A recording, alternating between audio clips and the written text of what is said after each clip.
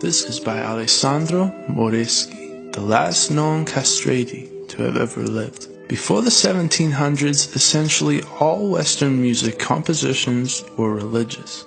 This was a large market for the Catholic Church, as all choir boys were the product of the Vatican Catholic Church. In order to preserve and capitalize on these young men's voices, a common practice began to take place. They began castrating boys. With the peak of popularity around the 18th century, boys aged 7 to 9 were forcefully castrated, meaning their genitals were cut off. They were then known as castritis, or in English, castrados. Boys were drugged to the point of barely being conscious and then placed in a hot bath. Operations had an incredible mortality rate of about 80%. This was done in order to stop the maturing of their singing voices. These boys would grow to have the lungs of men while having the vocal range and voice of a prepubescent boy. Priests are said to have offered money to parents of talented children for the privilege of performing this horrific procedure. It is rumored that priests would go as far to tell parents that if any suspicion arose among family and or friends, to tell them that the boy had been in an accident with a wild boar. The Sistine Chapel still continued to use castrati boys until 1903, the last of which being Alessandro Moreschi.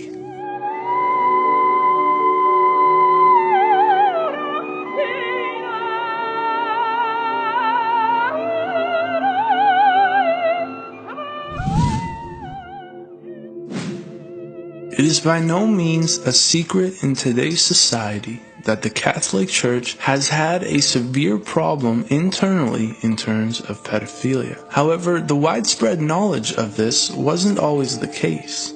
In fact, child abuse within the Church really only came to light as recently as the 1980s. This is an astonishing fact considering that for decades the Church has covered up thousands of child abuse cases. In 2002, the Boston Globe would bring the problem to the forefront when they blew the lid on a horrendous child abuse case within the Church. Among the worst are John Jogan, who molested up to 130 different boys, and Lawrence Murphy, who raped a staggering 200 disabled and deaf boys. Proof of the disgraceful view the Church has on pedophilia lies among the punishment Lawrence Murphy received, which was none. That's right, not only was he not punished, he wasn't even fired. On top of that, when he passed away, he was buried with the full honors of a Holy Roman Catholic priest. These are just two of over 3,000 priests who have been accused around the world of child molestation in the last 50 years alone. A statement released by Pope Francis himself in 2014 revealed that pedophilia within the Church is at about 2%. This is an incredible number, meaning that it is 1 in 50 priests.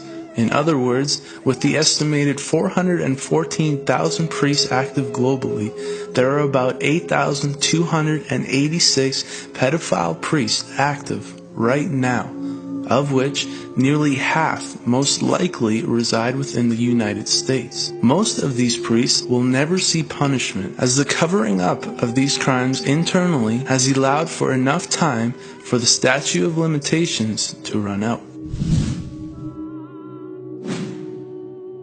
In the 1930s, Francisco Franco successfully led a rebellion military to overthrow Spain's Democratic Republic. He would go on to rule Spain and establish a brutal dictatorship. He had in plan a mind to purify Spain. One way in which he believed to achieve this was to steal babies and prevent deemed undesirable parents from raising their newborns. As the Catholic Church ran most of the schools, hospitals, and orphanages at the time, Franco got in close ties with the Church.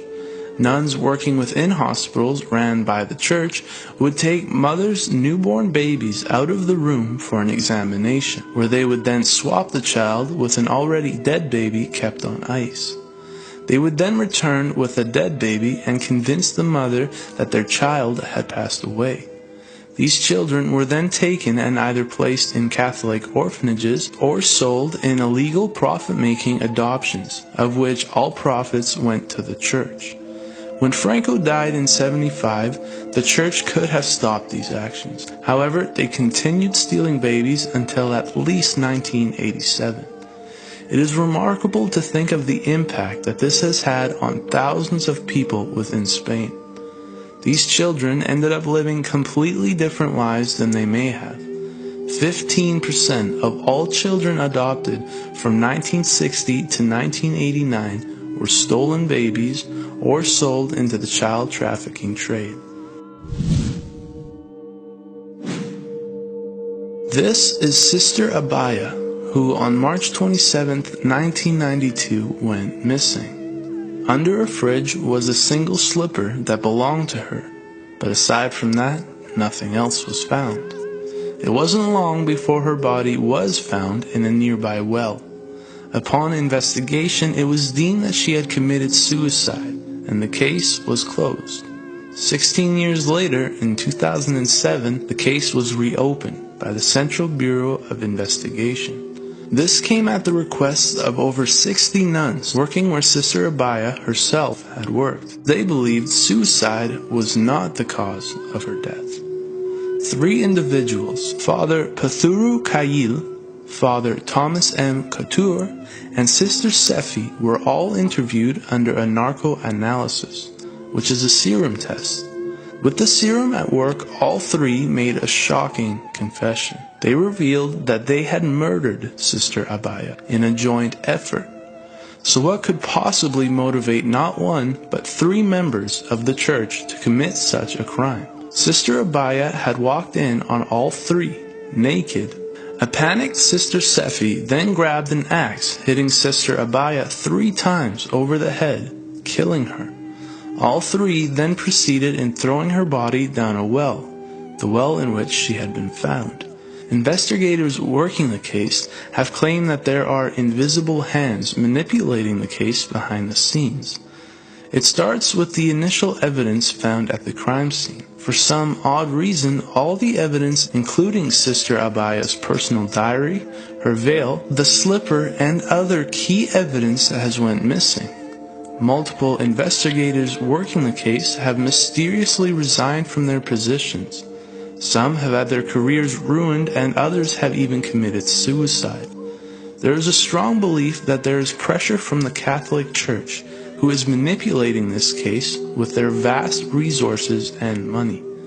As a result, all 3 suspects have yet to be charged, as a trial hasn't been able to take place due to the evidence disappearing. The Church has always had a strong stance on sexuality and sex outside of marriage.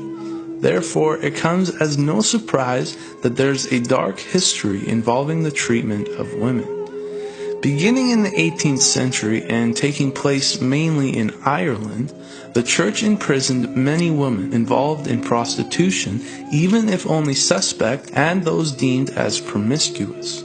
They were placed in asylums to get treatment for their sins. As proof of the vast power the Church holds over many, a large magnitude of these women were placed in these asylums by their own families. Inside the asylums, the women were forced into intense labor for 7 days a week. Their work gained a hefty profit for the Church, as the laundries were run for profit.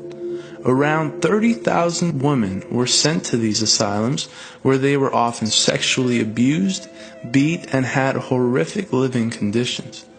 Running from the 18th to the 20th century, this history of the Church was incredibly only revealed in 1993, when over 150 bodies were found buried in a mass grave in Ireland. The Church had buried these women secretly, without notifying families or authorities, as none had death certificates. Unsurprisingly, the Catholic Church has once again not apologized.